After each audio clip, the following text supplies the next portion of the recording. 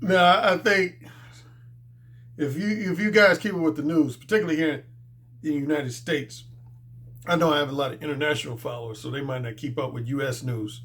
Excuse me.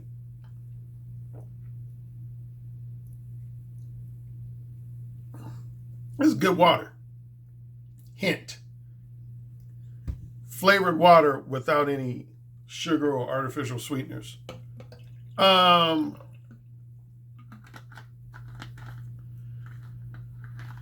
the number one thing that went viral on Twitter yesterday.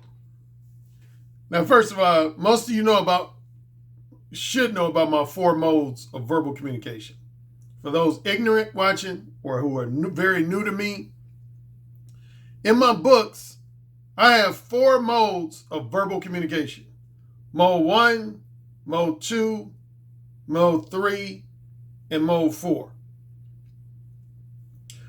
The quick gist of each one: mode 1, and I already covered in my last video, I actually have four variations of mode 1 behavior, which is mode 0, mode 1 hardcore, conventional mode 1, and mode 1.5. But mode 1 is when your verbal communication style centers around being upfront, specific, and straightforwardly honest with women about your romantic or strictly sexual desires, interests, and intentions. That's mode 1. In a nutshell, mode 1 is when your verbal communication style centers around being upfront, specific, and straightforwardly honest about either your desire for long-term monogamous sex, long-term non-monogamous sex, short-term monogamous sex, or short-term non-monogamous sex. Any one of those four you're interested in, you're upfront, specific, and straightforwardly honest about it. That's mode 1. Mode 2. Mode 2 is when your verbal communication style is characterized by being polite, well-mannered, very flattering, very entertaining, very overly cautious, beat around the bush, and vague and ambiguous. Vague and ambiguous. That would be a verbal communication style that, at minimum, the best example mode 2 would be if you met a woman and you spent at least the first 10, 15, 20, 30 minutes of the conversation just engaging her in flattering, entertaining small talk. And then towards the end of the conversation, in a very conventional, beat around the bush manner, you let her know that you're attracted to her and that you want to hook up with her either for romance or for sex. That's mode 2. Mode 3 is when your verbal communication style centers around just blatant dishonesty, phony, disingenuous behavior,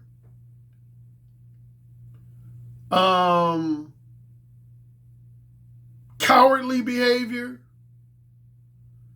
blatantly misleading and manipulative behavior.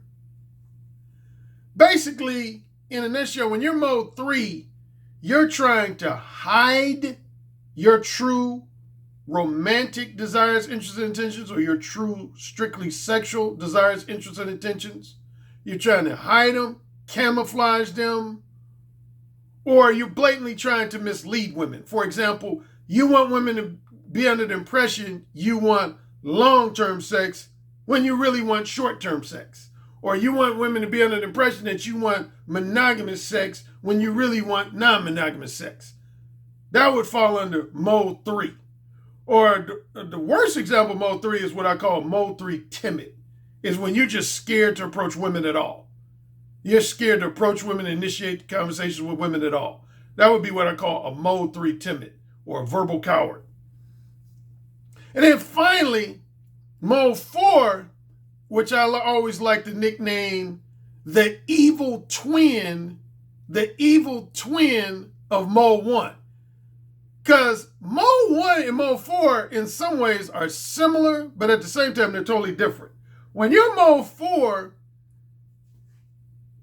in some respects, you're similar to mode 1 in the sense that you're very bold, you're very upfront, you're very straight to the point.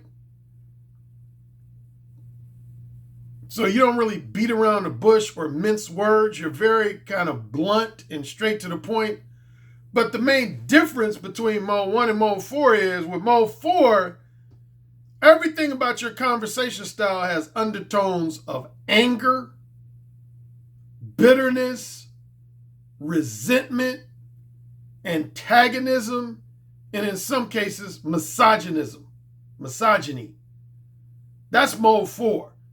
Is when you're straightforward, a straight shooter, almost similar to mode 1, but the undertones and subtext of your conversational style is full of anger, bitterness, resentment, antagonism, blatant disrespect for women, and even misogyny. That would categorize your behavior as mode 4. And speaking of mode 4, related to what I was talking about a few minutes ago about what was in the news and what was trending on Twitter, some guy was in a bagel shop in New York City and just started going the fuck off about the fact that he's been rejected on multiple dating sites and dating apps because he's only 5 feet tall. He's only 5 feet tall. And I'm going to go ahead and play the brief clip. You're great women. Why is that okay? Why is it okay for women to say, oh, you're 5 feet on dating sites? You should be dead? That's okay? Who said that to you here? Nobody. Women in general have said it on dating sites. You think I'm making that shit up? Everywhere I go, I get the same fucking smirk with the biting lip. Shut your mouth. You're not God or my father or my boss. Dude, you want to step outside? You want to step outside? Huh? I'm not scared of you, pal. Enough. You shut up, too. You shut the fuck up. Go ahead and attack me, big. Oh my god. I just wanted bagels. I recorded the whole thing. Absolutely. Oh, and a guy 3 times my size. That's okay? Get your food in. What happened? What I'm sorry? Get your food in. You know what?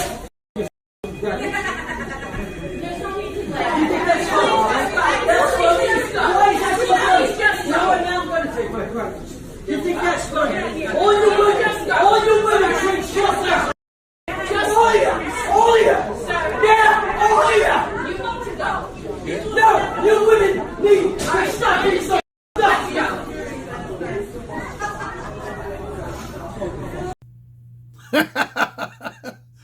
Man, I'm trying to think if I've ever in my own life seen a guy do something similar to that. I've seen guys be mode 4, like maybe at most at like a private get together over somebody's house or apartment or something, but never in like a public venue like that.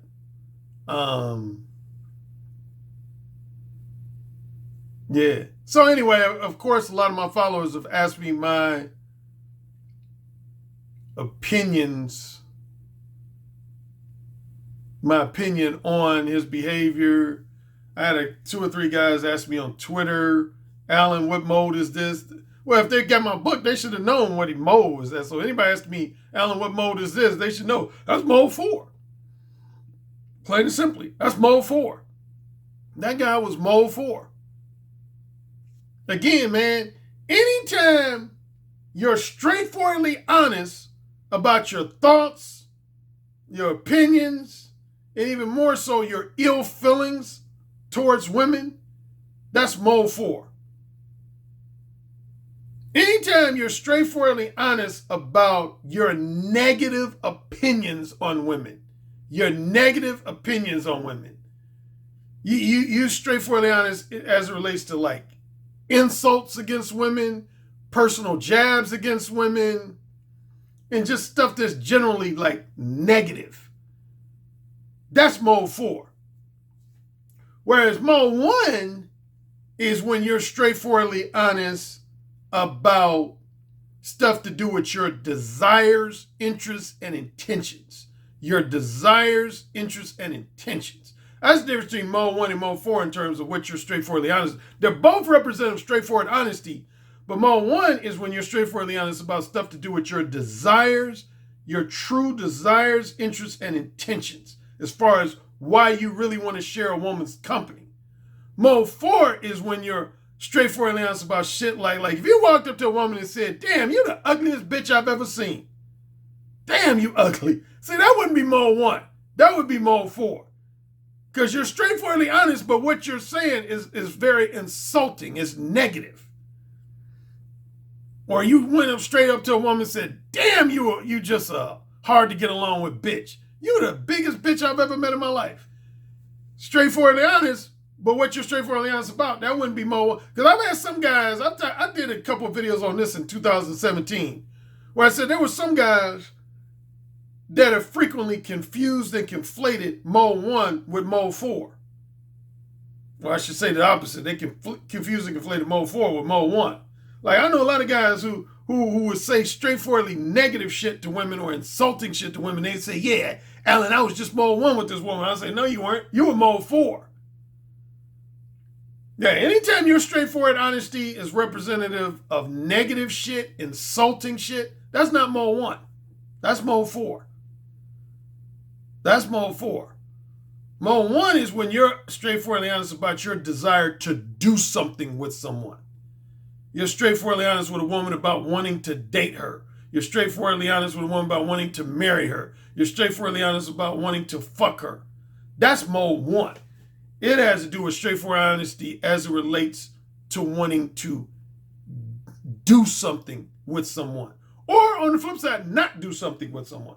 So for example, if you straightforwardly told a woman, I do not want to date you, or I do not want to have sex with you, I do not want to go out to dinner with you, that would be mode 1.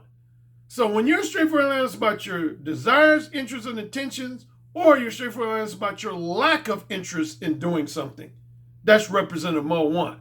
But if your straightforward honesty includes like negative opinions, negative thoughts, insults, just stuff that's blatantly rude and antagonistic and even more so misogynistic towards women, that's not mode 1. That's mode 4. That's mode 4. And that's what that guy in that bagel shop was. He was mode 4. Now, I've had a few guys over the last few years ask me, what are my thoughts about height? I don't get asked too often, but every now and then I've had guys who consider themselves short that have asked me, Alan, do you think it's harder for shorter men to be successful with women? I would kind of say half yes, half no. Because I've known guys who were short, who were considered short. I think, and don't quote me on this, but if I'm not mistaken, most statistics say that here's what's generally considered short, average, or tall. I think if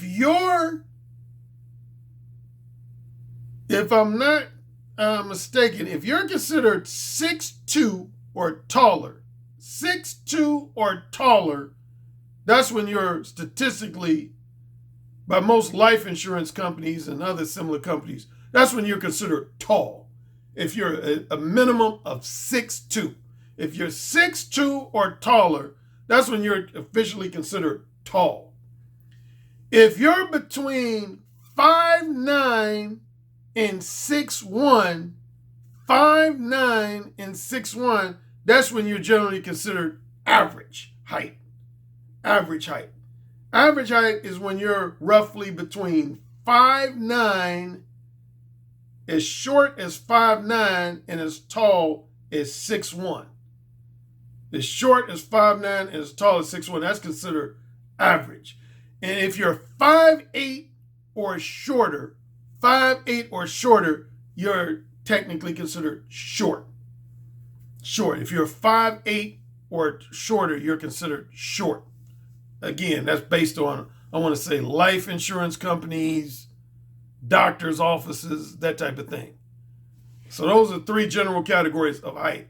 Short, 5'8" or shorter. Average is 5'9" to 6'1". And tall is 6'2" or taller. I would fall into the average height.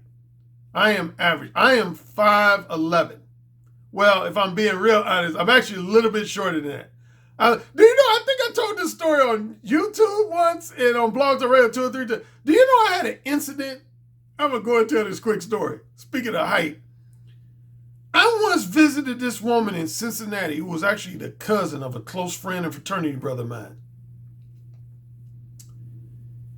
And it was weird because we had met at a wedding. She was cool at the wedding. That's when we exchanged numbers. Then we got on the phone. We had about, 10, 15 phone conversations. Most of them were cool. Even some of them included phone sex. Then I went to visit her in Cincinnati. She lived in Cincinnati, Ohio. And she was just in this bitchy mood.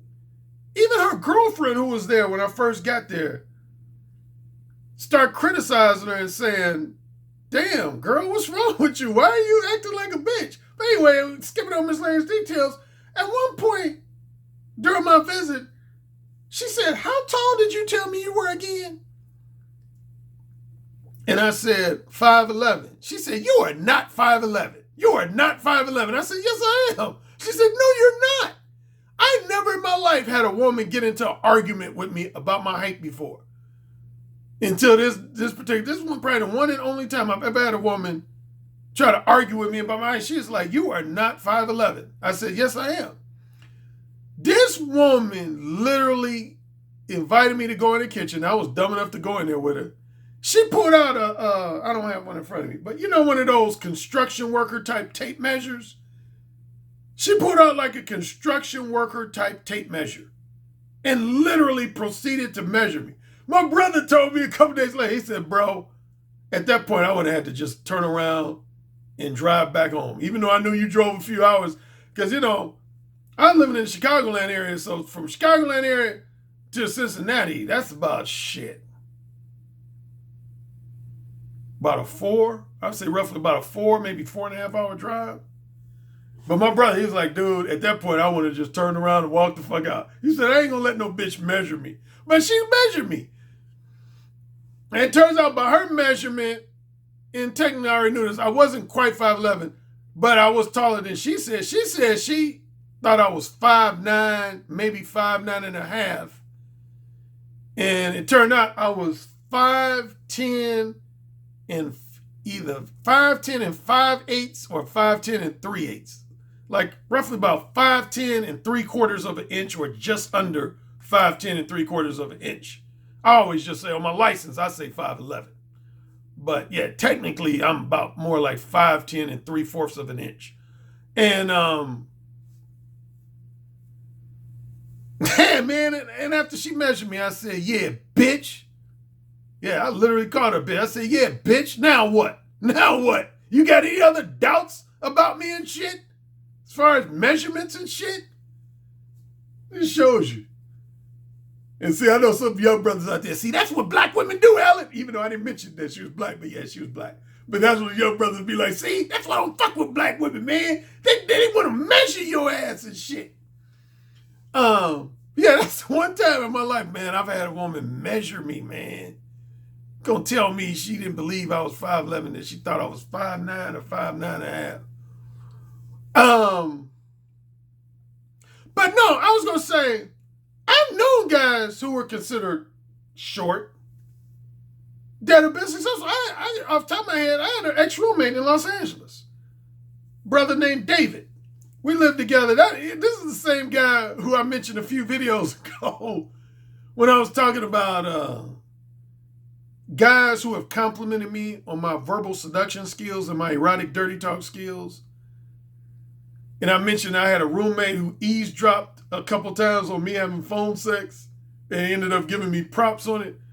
Well, that was this guy named David. He was my ex-roommate in Los Angeles. David was about either 5'7" or 5'8".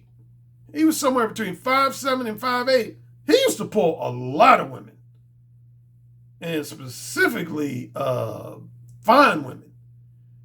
Now, he didn't date that many black women. Here I go with the black issue again. He didn't date that many black women. He used to hook up with a lot of Hispanic women. That was his preference. He liked Hispanic women. He hooked up with a couple of Asian women. He did have at least two black women that I know of that he hooked up with. They were all good looking. Like right now, he's in a relationship with a Caucasian woman. He lives in a real nice area, LA. If you're familiar with Southern California, there's an area called Redondo Beach. Real nice. All that area is nice, like the South Bay area, Hermosa Beach, Redondo Beach, Newport Beach. What else is down there? Manhattan Beach. That's a nice area, man. I would move down there.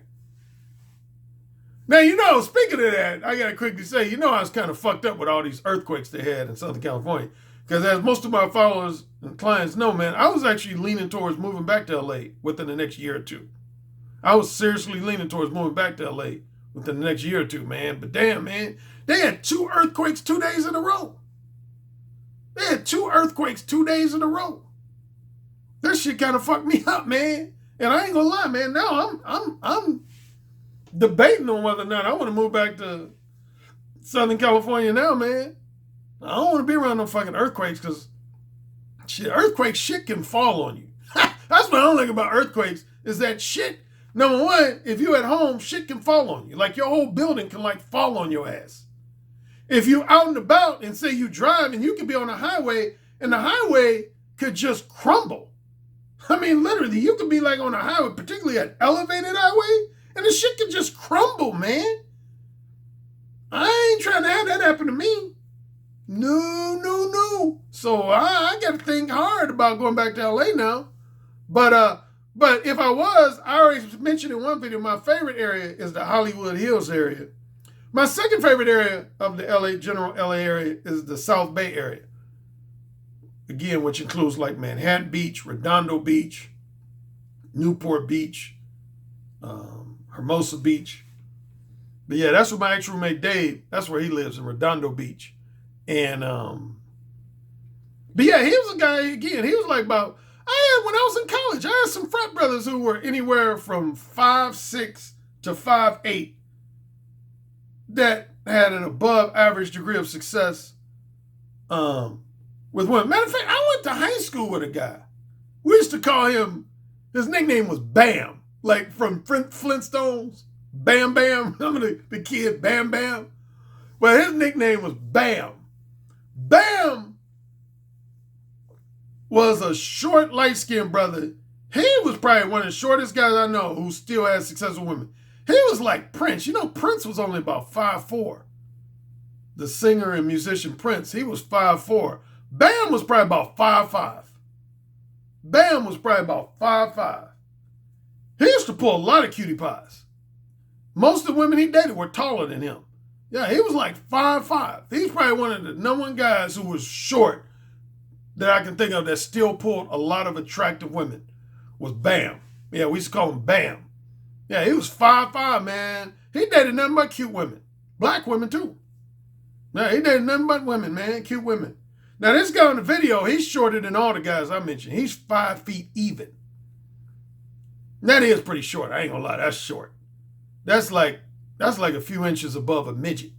I think a midget is what? 4 feet or less? I think you're officially a midget when you're 4 feet or less if you're a grown adult. So he's maybe a foot above a midget. But yeah, man, going the fuck off, man. But yeah, man, I mean, here's the reality. There's always going to be something that you might have going for you or not have going for you that women will find something to discriminate against you about. In some guys' case, it might be their height. Some guys, it might be their level of education, their job status, their financial status, their race, their ethnicity, their religion. I mean, you're always going to have something that has the potential to make women reject you. I've experienced it. Like, if I had to name a couple things with me, like, I remember before I got my college degree, because as I mentioned a few videos ago, I was not a traditional college student. And what I mean by traditional, a traditional college student would be somebody who got their college degree within 4 or 5 years, within roughly 5 years or less after they graduated from high school. That's what's known as a traditional college student, is if you earn your college degree, your undergraduate college degree, within roughly 5 years or less after you graduate from high school. If it takes you more than 5 years after you graduated from high school to earn your college degree, then you're what's known as a non-traditional student. A non-traditional student. Me and my brother were both non-traditional college students. Like, my brother, he didn't get his undergraduate degree until he was in his early 40s. Yep. My older brother, Steven, he didn't get his undergraduate degree until he was like about 42 years old.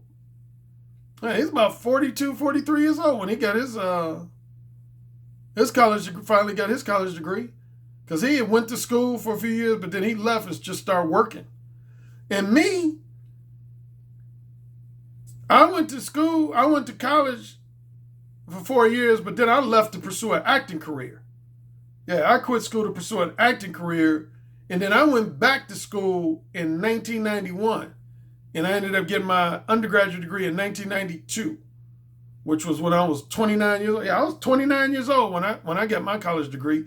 So during that period between, I don't know, let's say 1986 and 1990, I had a percentage of women who actually used to reject me because I didn't have a degree, particularly women who were like from middle class, upper middle class type families, what I like to sometimes call the Jack and Jill crowd, you know, what a lot of black folk call the bougie type black women, Yeah, man, a lot of bougie type black women. I never forget, me and my brother used to talk about this all the time. I would be at parties, man, and I would meet like a bougie type sister. And first we'd be having a good conversation, and then she would ask me, so what year did you graduate from IU? And I would say, oh, actually, I didn't graduate. I went to IU, but I didn't graduate. And you would just see their face change. They would go like, oh, okay. I thought you graduated. Oh, anyway, it was nice meeting you, Alan. Yeah, I gotta go though. I gotta. Then they would find a way to end the conversation. Oh yeah, man. I had a lot of women. Again, if the number one women who used to reject me because I didn't have a degree was the bougie type sisters. A lot of those type women, man, they would reject me, man. Or even some of the bougie type women that I would end up having casual sex with, they wouldn't want me as like a boyfriend because of the fact that I have a degree. Like, I had some women, bougie type sisters, they would actually, on the positive, and they would let me fuck them. Like, casually, they would let me fuck them, but they wouldn't want to date. Like, they wouldn't want to be in like a boyfriend-girlfriend relationship with me. And going back to height for a second, I know a lot of women that are like that in regards to height. Like, somebody was talking about this on a podcast live stream. Some brother was saying how he's had women who wanted to have casual sex with him, even though he's considered short. But he said when it comes to being like in a long-term relationship with him, those same women wouldn't want to be in a long-term relationship with him. They wouldn't want to be seen with him in public, but they would want to fuck him like behind closed doors. But yeah, I've been rejected because of my lack of a degree. I've had women reject me sometimes in my 20s and 30s because I didn't have enough money. Yep. Same situation. Like, I've had women, some women who just either flat out rejected me, or other women, they would allow me to have casual sex with them. But if I gave them any indication that I was thinking about having like maybe like a boyfriend-girlfriend relationship with them, they would be like, nah, you don't make enough money for me. Nah, Alan, sorry, you don't make enough money for me. So anyway, bottom line, there's a number of things you can be rejected for. Height is just one of many things you can be rejected for. So it ain't like that's the only thing a man can be rejected for. Shoot, as far as just specifically physical features, you can be rejected for something as simple as your nose is too big. I'm serious. I've heard women say that. They'd be like, oh, that guy's nose is too big. I don't like it. Or back in the day, a lot of guys used to get rejected because they were bald. Nowadays, not so much. Bald has kind of become more fashionable now. But there was a time a few decades ago where most women would be turned off by a guy who was bald-headed, who had like a shaved head. That was like considered a turnoff, man. Matter of fact, some people credit Michael Jordan for making bald men more appealing to women. Same with the rapper, the notorious B.I.G., Biggie Smalls. A lot of people say he made fat dudes more appealing to women. Because back in the day, like when I was young, man, if you was fat, you couldn't pull no women. Real talk. If you was fat, you wasn't going to pull no women. Whereas I know guys who are fat today that still have pulled women. Not all that many, but I've known a few fat guys who have pulled women despite being fat. Speaking of height and weight, I'll say this. I said this a couple times on Blog Talk Radio.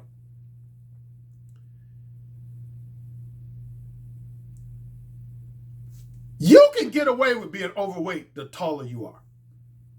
Generally speaking, I would say that.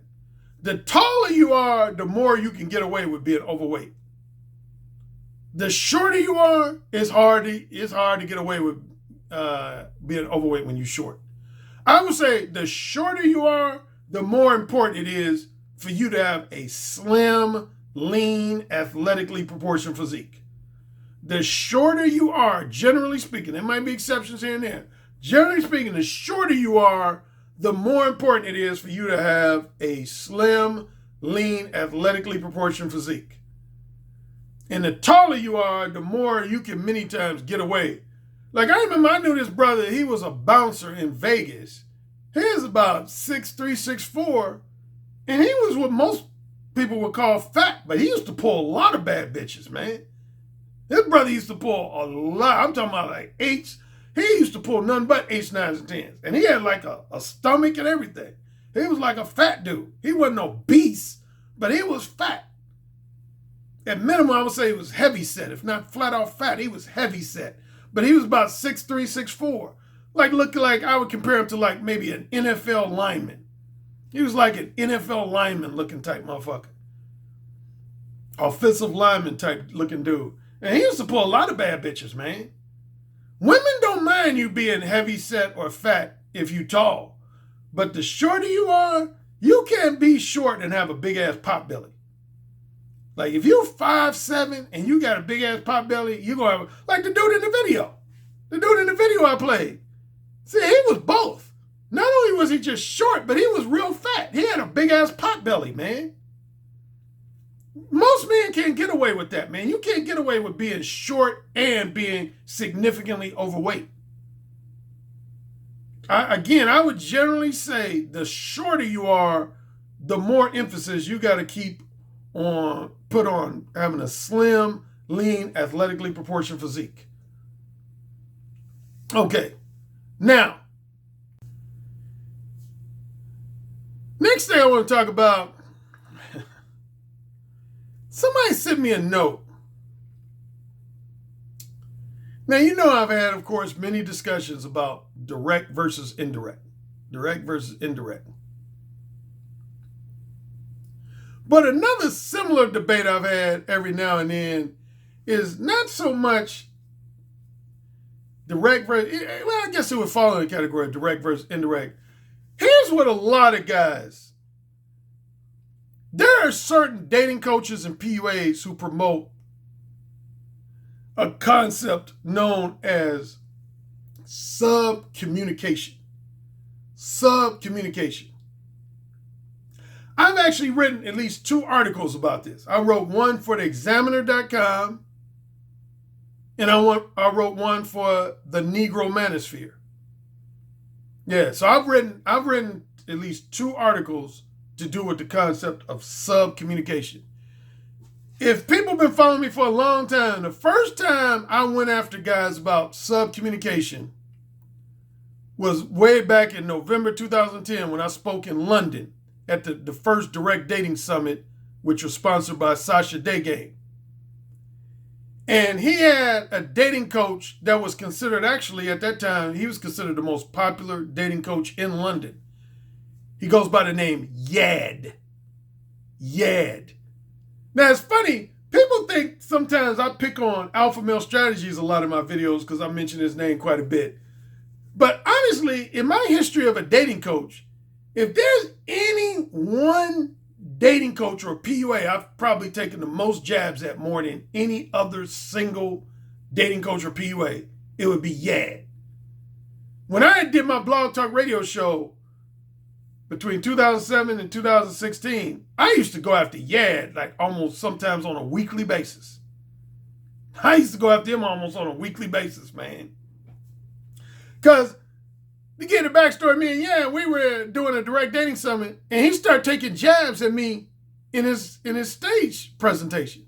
He didn't mention me by name. He never said the name Alan Roger Currie. But what he said was, he said, you're going to be listening to a lot of dating coaches this weekend.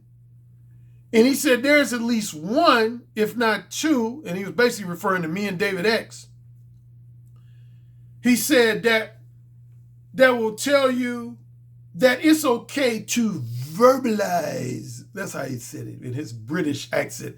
He said that they will tell you that it's okay to verbalize your sexual desires and interests to women. He said, I think that's dating suicide.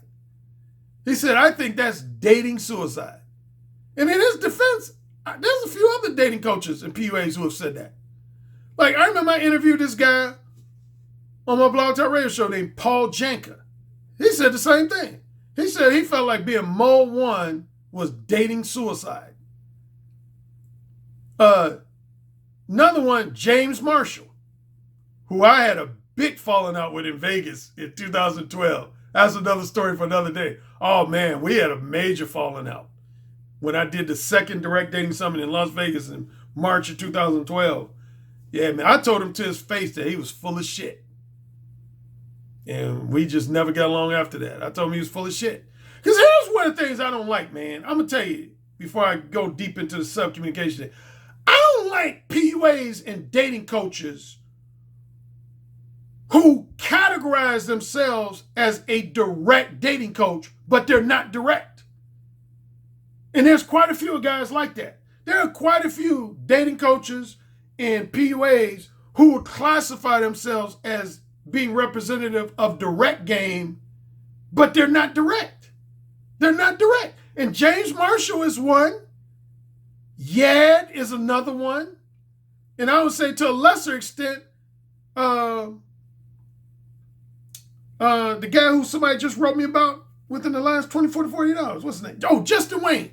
Justin Wayne. Yeah, Justin Wayne, to a certain degree, is like that. He categorizes himself as direct, but he's not direct. He's not direct. Here's where a lot of guys believe in. There's some guys, like, you notice when I talk about direct game, most of the time, or at least 3/4 of the time, I usually use the phrase direct verbal game. I don't usually just say direct game. Every now and then I'll say that my teachings are representative of direct game.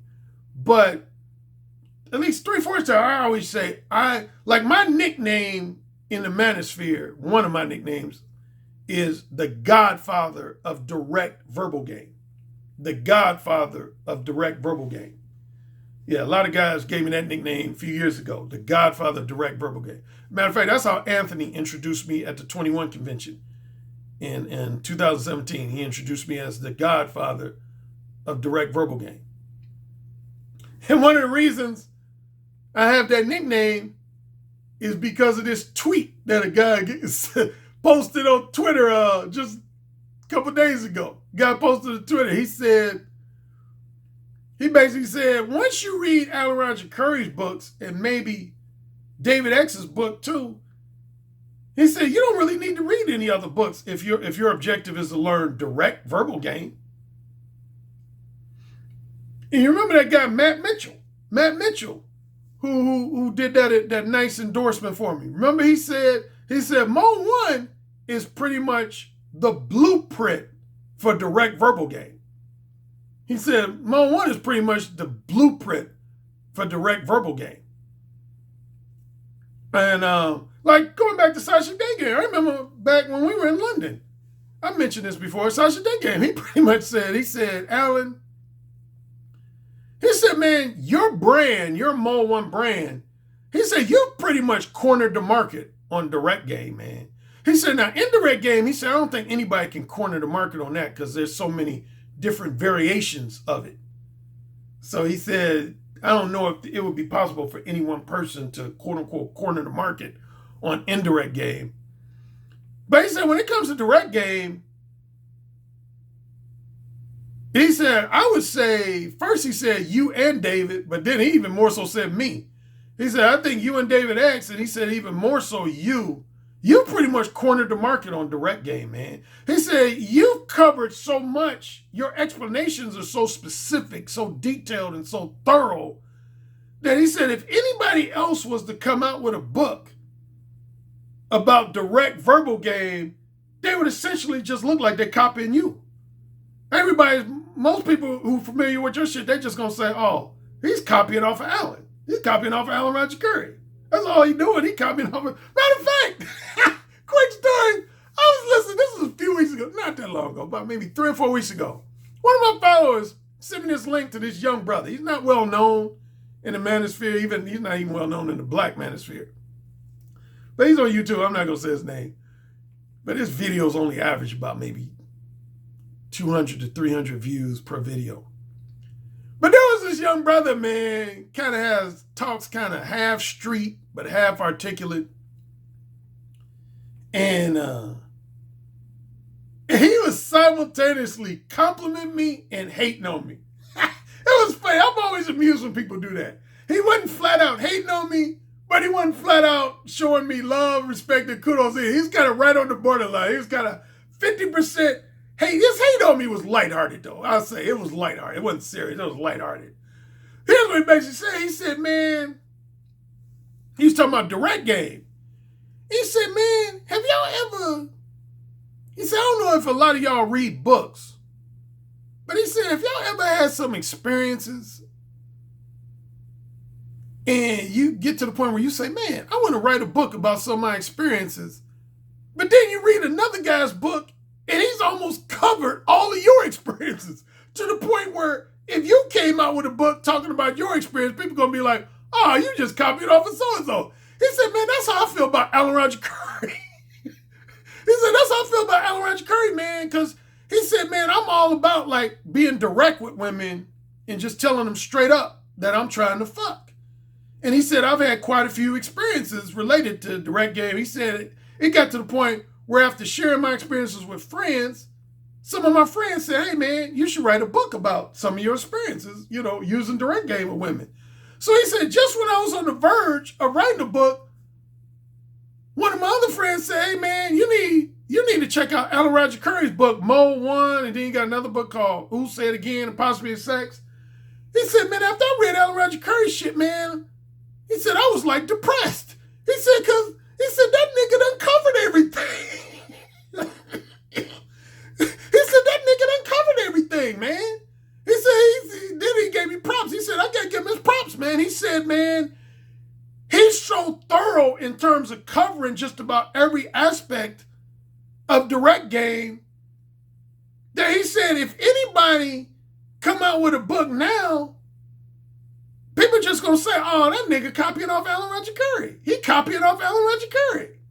He said, because, man, I read his book, Mode 1. He said, that book is thorough, man. He said, Who Said Again? He said, that book is thorough. He said, Possibility of Sex. He said, that book is thorough. He said, man, he said, I got to give Alan Roger Currie his props, man. I'm just jealous that nigga older than me. He said, that's the only thing I hate is that he older than me and he experienced everything I've experienced with women, but he experienced it like 10 or 20 years before I did. And he went ahead and wrote a book about it. he gave me props. I've heard a few guys say, he said he came out right at the right time. He said, you got to give Alan Roger Currie his props. He came out with his book right. I thought I turned off my phone. He said he turned off his book. He came out with his book right at the cusp, at the beginning of the internet, which is roughly true. Because the internet became popular somewhere between, I want to say, 1996 and 1998. Yeah, people first started really using the internet somewhere in the area of like around 96, 97, 98. Now, it was invented before that. I first heard of the internet when I was in school. I think around 91, 92 is when I first heard of the internet. But it was in its infancy stages. But I would say the internet first really got going, around, I'd say roughly 96, 97, 98. I came out with my first ebook in 99. May of 1999 is when I came out with my first ebook version of Mo 1. And then I came up with my first paperback version in February of 2006. But anyway, going back to his young brother, he said, yeah, man, he came out with his book right at the right time. Because, like, he said, I guarantee you, if Alan Roger Currie tried to come out with Mo 1 for the first time, like, say, today or a year ago or 2 years ago, people would have already had a bunch of direct books out already. And then Alan Roger Currie would have looked like he was copying off of motherfuckers, because he said, I guarantee you, a bunch of motherfuckers would have had books out already. But he came out with his shit in 1999, so now it looks like if anybody come out with a book now about direct game, he said they're going to look like they're copying Alan Roger Currie's shit, which a lot of people have been doing that, as you know, about my videos about copycats. But yeah, that's what these young brothers are saying. Because the most notable guy that happened to, and I mentioned this before, was this guy mentioned on Blog Talk Radio, who went by the name The Direct Playboy. I remember he came out with this book. I think the name of his ebook was called The Direct Playboy. Man, he got crucified on PUA Hate when PUA Hate was still active. Everybody read his book. They was like, oh, this nigga's just copying off Alan Roger Currie. That's all this book is. This is just a copycat of Alan Roger Currie shit. Because, I mean, at the risk of potentially ball rubbing, I mean, I'm going to be honest, and I've said it before, there's no aspect of direct verbal game that I haven't covered multiple times, that I didn't cover first, and that I haven't covered multiple times.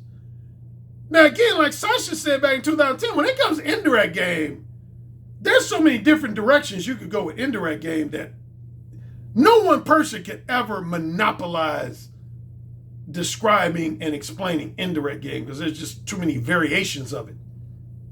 But when it comes to direct verbal game, ain't nothing anybody can talk about to do a direct verbal game that I did not talk about first, and I haven't talked about multiple times in my books, ebooks, paperbacks, audiobooks, audio podcasts, video podcasts, and coaching sessions. It ain't nothing you can talk about to do a direct verbal game that I haven't covered 100, if not 1,000 plus times. Nothing.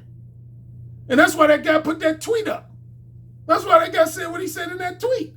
He basically was like, if you're looking for a direct advice on direct verbal game, you don't need to go further than Mo 1, Who Said Again, and David book. David X book, Be Relentless. I read his book, David X's book. It's pretty good.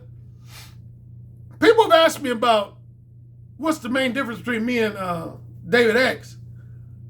Without getting too lengthy, David X thing is this.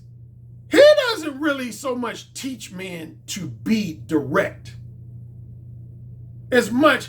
He has, just like I have my 4 modes of behavior, that's what my first book centers around. David X centers around 2 rules. He has 2 rules that his teaching center around. His number 1 rule is you should not give a fuck what women think about you and your behavior.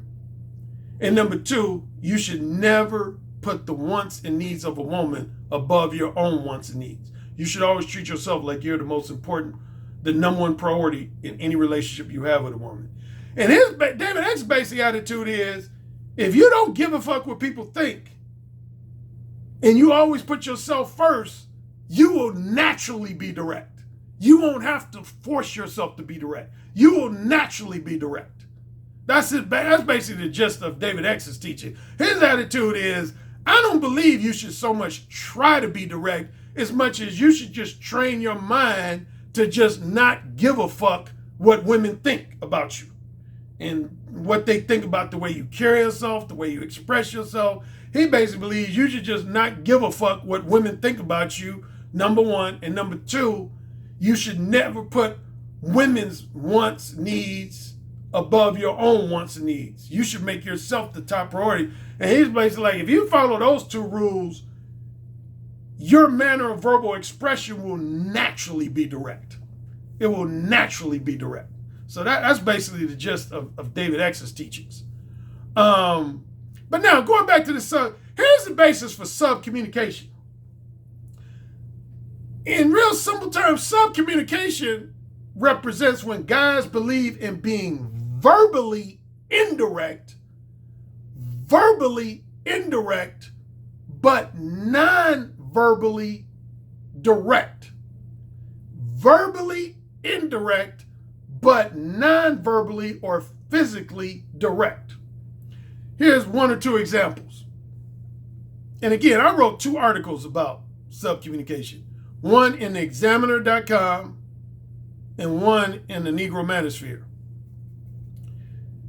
And 1 or 2 examples would be of using subcommunication. Let's say I'm at a party and I'm talking to a woman. And let's say we spend 5 or 10 minutes just talking about general shit. And then at some point I look at dead in the eyes and I say, hey, young lady, would you like to come back to my place and maybe I'll fix you a meal, fix you a hot meal, maybe a nice hot dog, big juicy hot dog that you can put in your mouth and you can have all that meat in your mouth. And then as I'm saying this, I'm maybe caressing her hand or caressing her forearm or rubbing on the lower half of her back. And I'm like, yeah, so you want to come to my place and eat that hot dog, have that meat in your mouth. And let's say she says, yeah, that would be nice. Okay. See, that would be an example of subcommunication. That would be an example of subcommunication. Did I verbally directly tell the woman, hey, I want you to come back to my place so we can fuck? No. So verbally, I was not direct because I did not mention that one time, I want you to come back to my place so we could have sex with each other. But I was giving what's called, what old school people back in the day used to call sexual innuendo. Sexual innuendo, like with the hot dog example, that's what's known as sexual innuendo. Sexual innuendo. When you imply sexuality without overtly saying something sexual. That's known as sexual innuendo. And again, a lot of PUAs and dating coaches, they refer to that as subcommunication. They refer to that as subcommunication. Again, Yad, he's a big fan of that. James Marshall is a fan of that. To a lesser extent, Justin Wayne is a fan of that. And there's a number of other dating coaches. Yeah, probably the most well-known guy that I heard about a few years ago, they used to talk about PUA hate all the time, is a guy, I don't know his real name, but his pseudonym was 60 Years of Challenge. If anybody's been in the manosphere for a long time, and particularly the PUA community for a long time, they'll remember a guy known by the nickname or pseudonym 60 Years of Challenge. That was his big thing. 60 Years of Challenge. He was known as the king of subcommunication. He believes in being verbally indirect, but physically direct. He believes that you should never talk to a woman overtly or directly about sex. But when it comes to the nonverbal shit you do and the physical shit you do, you should do stuff like softly caress a woman's hand, caress their arm, caress the lower part of their back, their thigh. Without getting too lengthy, here's my issue with the weakness. Well, no, since people say I'm starting to get lengthy in my free portion again, I'm going to save this for my Patreon exclusive portion. So I'm going to tell you my Patreon exclusive portion why. I'm going to go into specific detail why subcommunication is not a good thing. So instead of telling that on the free portion, I'm going to tell that in my Patreon exclusive portion. Also, speaking of Patreon, if you're a Patreon subscriber, $5 or higher, I have a live stream today at 4:00 p.m. Eastern. Join me then. See, fellas, here's the problem in a nutshell with indirect verbal game in general, and more specifically, what's known as subcommunication. In real simple terms, the existence of women who are attention whores, cock teasers, and just overall manipulative time wasters. If you didn't have women who were attention whores, if you didn't have any women that were cock teasers, and you didn't have any women that were just in general manipulative time wasters, then that's when I would say indirect would be just as effective, if not maybe slightly more effective than direct. If there was no such thing as the manipulative time waster archetypes, that's the number one archetype that renders indirect game ineffective. Particularly, I would say particularly if your specific objective is short-term, non-monogamous, casual sex. Specifically, if your objective is short-term and or non-monogamous, casual sex. Now, if your objective is, say, maybe long-term monogamous sex, indirect, I've said before, indirect has its place. Indirect has its place if your objective is long-term monogamous, or even in some cases, short-term monogamous. Basically, any relationship you plan on having with a woman where you plan on spending just as much, if not more time with that woman non-sexually than sexually. Any relationship you plan on having with a woman where you plan on spending just as much, if not more time with that woman non-sexually than sexually, that's when you can make some arguments for indirect being reasonably effective in certain situations. That's when you can make some arguments about indirect being reasonably effective in certain situations. But if your objective is short-term, non-monogamous, casual sex, to me, direct knocks indirect out of the box. It's like a no contest. It's like a no contest. And this is one of the biggest reasons why I'm against indirect in general, and more specifically, subcommunication, man. Go back to my show, The Erotic Conversationalist. I think it's episode number 5, I believe. Yeah. If I'm not mistaken, episode number 5 on the erotic, my adults only podcast program called The Erotic Conversationalist. I interviewed this woman named Crystal, aka Nikki True. Her pseudonym is Nikki True. And she was probably the number one female who broke it down. I interviewed her, I think, back in what? 2012? Somewhere back then. But anyway, she was the number one female I could think of that I interviewed on an audio podcast that broke down why indirect in general is ineffective and why subcommunication is ineffective. And I wrote this in my articles. Remember I did a Patreon exclusive video that's specifically centered on what I refer to as the cock-teasing manipulative time waster? The cock-teasing manipulative time waster? And I talked about how I know in 2018, I had at least 2 one-on-one face-to-face coaching sessions with clients. When I do my 14-hour, 3-day, 14-hour one-on-one face-to-face coaching sessions with clients, I have 3 variations of my one-on-one face-to-face coaching. I have a 4-hour session, an 8-hour session, and a 3-day, 14-hour session. In the 8-hour and 14-hour session, I have my clients do role play. I have them do a bunch of role play exercises with a female assistant of mine, where it teaches them how to distinguish between, say, a reciprocator and a manipulative time waster, or it teaches them how to distinguish between a rejecter and an erotic hypocrite. And one of the things both of those clients last year learned, when I had them do role play with a woman who was behaving like a cock-teasing manipulative time waster, both of my clients were like, damn, Alan, now I really see the true value of using direct verbal game as opposed to indirect verbal game.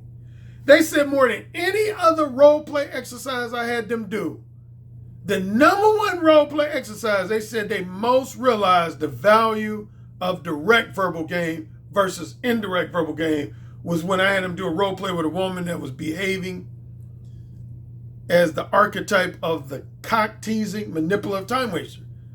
Because they said, Alan, basically in so many words, they were like, Alan, when you're indirect with a woman who's a cock-teasing manipulative time waster, you're going to easily mistake her for being either a reciprocator or at minimum a wholesome pretender.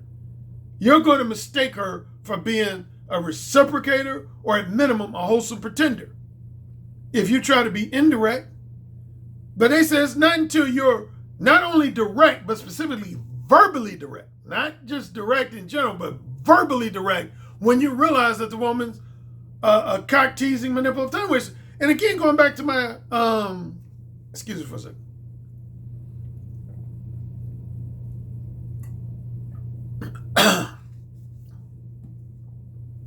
Going back to the interview I did with the woman, Crystal, aka Nikki True, she pointed that out from the woman's perspective. Because the thing with Crystal, she basically admitted that she was a self-proclaimed attention whore and cock teaser. She said, Alan, during the interview, if you listen to it, she basically said, Alan, I'm an attention whore and a cock teaser. And she went on to basically say, she said, I'll let a man tongue kiss me. I'll let a man squeeze on my tits, suck on my tits. I'll let a man squeeze on my ass. She said in some cases, I might even let a man like finger fuck me. But she said, I'm not going to let him put his dick in my mouth. I'm not going to let him put his dick in my pussy. And I'm not going to let him put his dick in my ass. Unless, of course, I'm really, really attracted to him.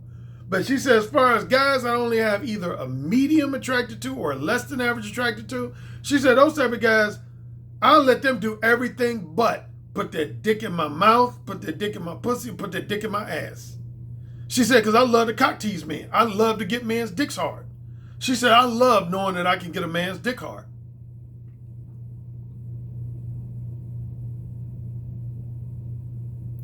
And there's a lot of women in society like that, man. There's a lot of women who just love getting flattering attention from men. And even more so, they love not only getting flattering attention from men, but they like to know that they could get, they get egotistical satisfaction of knowing that they can get a man's dick hard, get a man sexually aroused. Like, the number one time I've always pointed out, I've had that happen a lot in nightclubs. When I was young, I don't really go to nightclubs anymore, but like when I was in my 20s and 30s, I can name a lot of times when I'd be at a nightclub and I'd meet a woman and we'd be out on the dance floor and that woman would let me squeeze her ass. I would be grinding my dick all into a pussy on the dance floor. Sometimes I'd be lightly caressing her tits and kissing on her neck. But then at the end of the dance, when we were finished dancing, a lot of those women, they wouldn't even give me their phone number. And they would go on to tell me that they had a husband, fiance, or boyfriend. And they would be like, no, I don't want to hook up with you behind the nightclub because I'm already married, or I'm engaged to be married, or I got a boyfriend. Or in some cases, they would just simply say, I'm not interested. And of course, my attitude would be like, well, damn, why did you let me squeeze all on your ass and grind into you? Now, see, if you were to try to use subcommunication on women like that, you would think those women are either reciprocators or wholesome pretenders. But they're not. They're manipulative time wasters. They're manipulative time wasters. And that's why That's why I argue that subcommunication is highly ineffective, man. Because when you're dealing, the only women out of my 5 archetypes, reciprocator, rejector, wholesome pretender, erotic hypocrite, and manipulative time waster, the only one of those 5 that I would say that indirect is fairly effective on, and more specifically subcommunication, is a woman that's a reciprocator. And I said that in my very last video on Monday. I said that. On my very last video, I said, when you're dealing with a reciprocator, it really don't matter if you're direct or indirect. It really don't matter. You're going to get that woman in bed either way. When you're dealing with a reciprocator, you're going to get that woman in bed either way. It really don't matter. Same with rejectors. With a rejector, it really don't matter if you're direct or indirect. You're not going to get that woman in bed. I guarantee you're not going to get that woman in bed.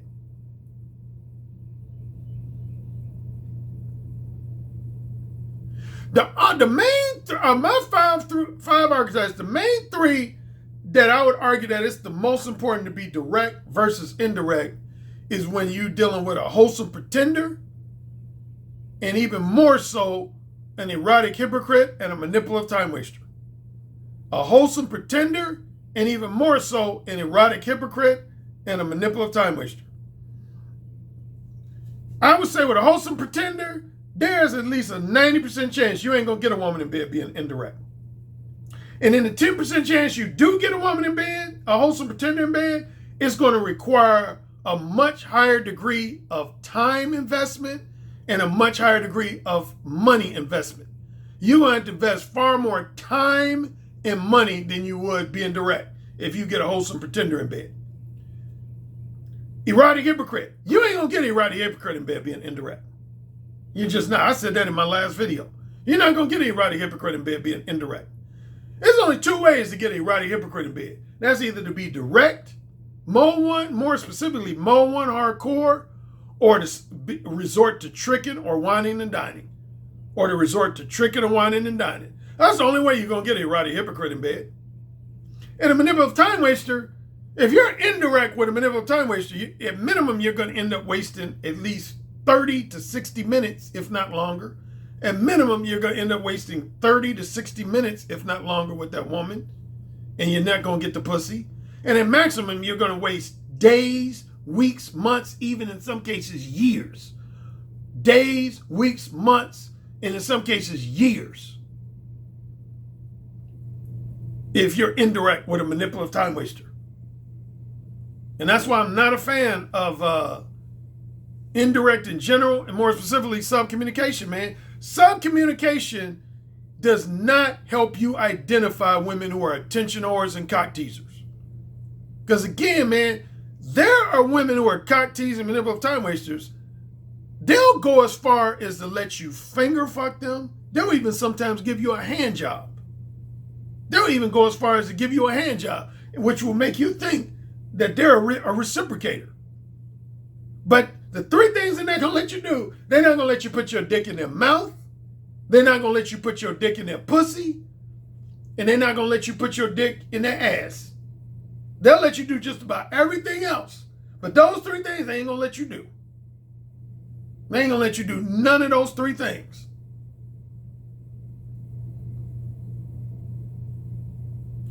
I tell you at least 2 incidences where you should know about, where I basically attempted some form of subcommunication that I've talked about before. One is verbal seduction story number 1 in Who Said Again. The first 60 to 75 minutes that I was on that triple date in verbal seduction story number 1 in Who Said Again, that was basically what I was doing with that woman. I was trying to subcommunicate with her, man. Verbally, I was being indirect, but I kept touching on her. I would touch on her hand. I would touch on her forearm. I would touch on her thigh and leg. And if you remember the story, she kept rebuffing me. Every time I would touch her, she said, "Why you touching me? Why you keep touching me? You ain't gonna get none. I don't know why you keep touching me. I ain't gonna give you none. I don't know you like that. I don't know you like that. You ain't gonna get none." But yeah, that was the technique I was basically using with her for about the first hour and 15 minutes of that triple date. I was using subcommunication with her, and it wasn't working. Matter of fact, it was failing miserably.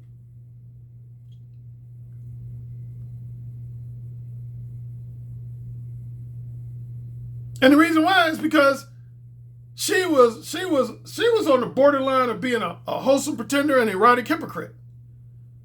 Yeah, I would say she was probably right on the borderline of being a wholesome pretender and an erotic hypocrite. I would lean more towards saying she was an erotic hypocrite. And I told you, man, you can't get erotic hypocrites in bed by being indirect. You can't. You can't even really be Mo 1.5 with an erotic hypocrite. When you're dealing with a woman who's an erotic hypocrite, not only would I say you got to be Mo 1, but I would say in most instances, you got to be Mo 1 hardcore with an erotic hypocrite. You got to be Mo 1 hardcore with an erotic hypocrite. You got to know how to break a woman down. That's the number one key you got to know how to do to get an erotic hypocrite in bed. You got to know how to break them down. And the second most story I've told a few times that involved me using some degree of subcommunication was that infamous hotel story from May of 2007. When I was at the party, I was at my friend's wife's birthday party. It was a house party. And she had this friend that was visiting from Pittsburgh. And we spent about 45 minutes to an hour talking about my book, Mo 1. And then she invited me back to her hotel room.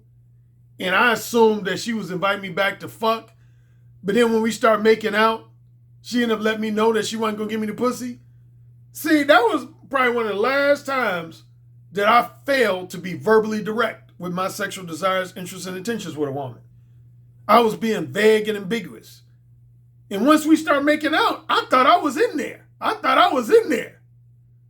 Once we started tongue kissing and she let me squeeze and suck on her tits, I had her in nothing but a bra and panties. I thought we was on the verge of fucking.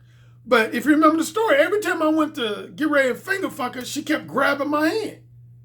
And then the third time she grabbed my hand, I was basically like, why are you grabbing my hand? And she basically told me, she said, I'm not going to let you fuck me. She said, you're not going to fuck me. She said, I don't mind making out with you, but you ain't going to fuck me. She said, I don't do casual sex. She said, if you're not my man, I don't do intercourse if you're not my man. She said, I don't do oral sex and I don't do intercourse if you're not my man. She said, if you're not my main dude, basically my boyfriend, she said, I'll let you make out with me. I'll let you squeeze on my tits, squeeze on my ass. But she said, as far as anything to do with oral sex or intercourse, it ain't happening unless we're in a relationship, a committed relationship.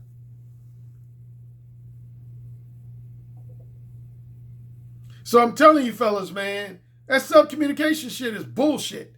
Again, if you're dealing with a woman who's a reciprocator, subcommunication will work. Again, subcommunication is when you're verbally indirect, but you give women physical cues, non-verbal and physical cues that you're interested in having sex with her. Things like touching her, caressing some part of her body, looking at her with your eyes in a seductive manner, using a seductive tone of voice, but you don't say anything overtly or explicitly sexual. That's called subcommunication. Old school guys called it sexual innuendo, using sexual innuendo. That was what guys in my father's generation would refer to that as. They refer to that as using sexual innuendo. The truth of the matter is, that's one of the reasons why you had the Me Too movement. If you read a lot of the stories of guys who have been targeted by the Me Too movement, it was because they tried to use sexual innuendo and or sexual communication, subcommunication. And that's the honest truth. If I had to put all the guys, just about 95 to 99.9% of guys who've been targeted by the Me Too movement in the four categories, it has been primarily guys who are guilty of raping, date raping, or sexually assaulting women, raping, date raping, or sexually assaulting women would be category number one of guys who've been the target of the Me Too movement. Number two would be guys that took it upon themselves to either grope some part of a woman's body, like they groped a woman's tits, groped a woman's ass, or they exposed their genitalia to women, they exposed their dicks to women without that women's permission or invitation. That's category number 2, is men who either groped women and or exposed themselves to women without those women's permission or invitation. Category number 3 would be guys who tried to offer women something in exchange for sex, like money, an offer of employment, a job promotion, or something along those lines. That would be category 3 of guys who've been targeted for Me Too movement allegations. And the 4th category would be guys who did one of 2 things. Would be guys who sexually harassed women. In other words, they kept making sexual advances to a woman that had already rejected them at least once. They kept making sexual advances to women who had already rejected them at least once. Or secondly, they tried to attempt some form of sexual innuendo or subcommunication. Yep, they tried to exhibit some form of sexual innuendo or subcommunication.